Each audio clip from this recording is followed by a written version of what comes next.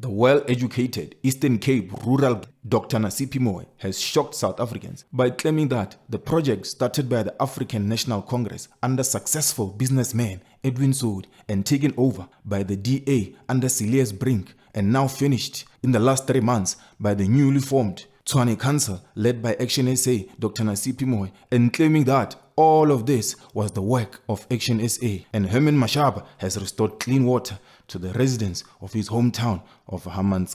where Action SA during election campaigns held a rally at an abandoned soccer field with no grass with a few dozen gogos who had nowhere to be as Pension Day was far from that day. The party is struggling and has recently merged with the little-known Forum for Service Delivery in order to boost their profile ahead of the 2026 local government elections, as Mashaba failed to win the mayorship in 2021 despite showing the best promise and being in decline ever since. DA Light, as Action SA is affectionately known, seems to be struggling after depleting all of their financial resources. The party, which is known for taking everybody to court before even giving them a phone call or writing them a letter to confirm or deny any facts, seems to have no ground forces, as the party emphasizes that in order for you to be a leader within the party, you must have at least a degree. Taking into account the fact that most South Africans cannot access higher education as it is extremely expensive, and we even had a movement